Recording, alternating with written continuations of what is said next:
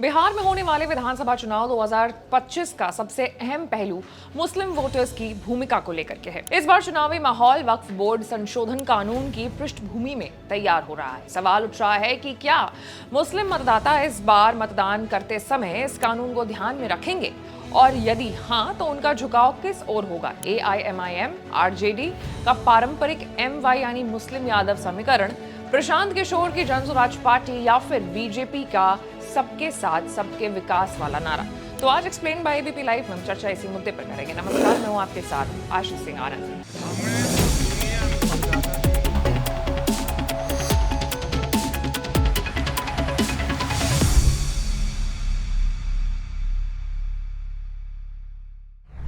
JDU के वरिष्ठ नेता और केंद्रीय मंत्री ललन सिंह ने संसद में वक्फ संशोधन विधेयक पर कहा था कि ये किसी भी तरह से मुस्लिम विरोधी नहीं है। उनके अनुसार वक्फ ट्रस्ट धार्मिक संस्था नहीं है बल्कि एक प्रशासनिक निकाय है। उनका दावा है कि प्रधानमंत्री नरेंद्र मोदी ने इस कानून के जरिए वक्फ की जमीनों पर अवैध कब्जे हटाने का रास्ता आसान किया है, जिससे आम मुसलमानों को ही फायदा होगा। ललन सिंह ने दो वर्गों को इस बिल का विरोध करने वाला बताया है। एक वो लोग जो वोट की राजनीति के लिए धर्म का सहारा लेते हैं, और दूसरे वो जिनका वक्फ संपत्तियों पर कब्जा था।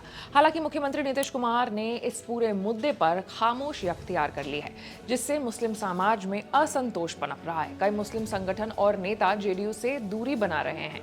कुछ मुस्लिम नेताओं ने पार्टी के भीतर रहते हुए भी इस कानून का खुलकर विरोध किया।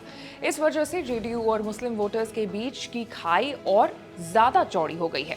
अगर साल 2020 के विधानसभा चुनाव की बात करें तो एनडीए में जेडीयू ही एकमात्र पार्टी थी जिसने मुस्लिम उम्मीदवारों को टिकट दिया था।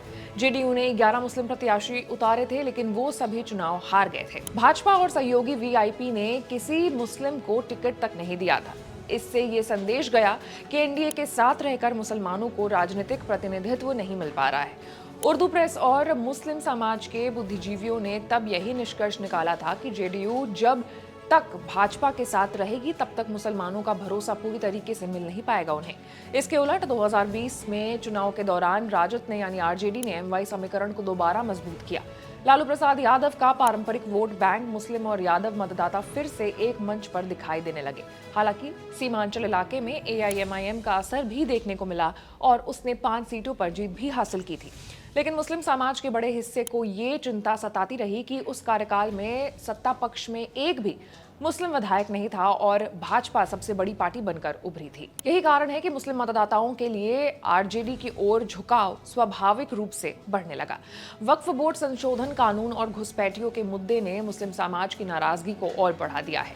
सीमांचल क्षेत्र में मतदाता सूची से नाम काटे जाने और आरएसएस की सक्रियता ने भी मुस्लिमों के बीच असुरक्षा की भावना को जन्म दिया है। इन परिस्थितियों में MY समीकरण को और मजबूत किया गया। इस बार लालू प्रसाद यादव ने खुद चुनावी कमान संभाल ली है, जबकि साल 2020 में तेजस्वी यादव ने नेतृत्व किया था। ऐसे में मुस्लिम वोटर्स का भरोसा राजद पर और बढ़ा हुआ दिखता है, लेकिन तस्वीर पूरी तरीके से साफ नहीं है। AIMIM भी अभी कुछ मुस्लिम वोटरों पर दावा ठोक रही है। पिछली बार की तरह इस बार भी वो सीमांचल पर फोकस कर रही है। ओवैसी ने आरजेडी से गठबंधन करने की कोशिश भी की ताकि उन पर भाजपा की बी टीम होने का आरोप न लगे, मगर राजद ने साफ इनकार कर दिया। अब ये देखना दिलचस्प होगा कि AIMIM अकेले चुनाव लड़ती है या किसी और दल के साथ हाथ मिलाती है। इसके साथ ही जन स्वराज पार्टी भी मुस्लिम वोटर्स को आकर्षित करने की कोशिश कर रही है। प्रशांत किशोर पहले ही घोषणा कर चुके हैं कि 75 विधानसभा क्षेत्रों में मुस्लिम उम्मीदवारों को टिकट देंगे। हालांकि ये बड़ा सवाल है कि क्या मुसलमान उन्हें गंभीरता से लेंगे और क्या उनकी पार्टी मुस्लिम समाज के लिए एक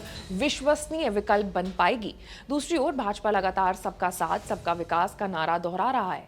ललन सिंह जैसे नेता दबाव दे रहे हैं कि मोदी सरकार ने मुसलमानों के लिए भी कई योजनाएं लागू की है, लेकिन जमीनी हकीकत यह है कि मुस्लिम समाज में भाजपा को लेकर के अविश्वास बना हुआ है। यही वजह है कि एनडीए का मुस्लिम वोट बैंक बहुत सीमित है। कुल मिलाकर के बिहार विधानसभा चुनाव 2025 मुस्लिम वोटर्स के लिए एक अहम मोड़ साबित होने जा रहा है। वो किसे चुनते हैं ये न केवल महागठबंधन और एनडीए बल्कि AIMIM और जन स्वराज जैसी नई ताकतों के भविष्य को भी तय करेगा। आपकी क्या राय है, कमेंट्स में बताइएगा।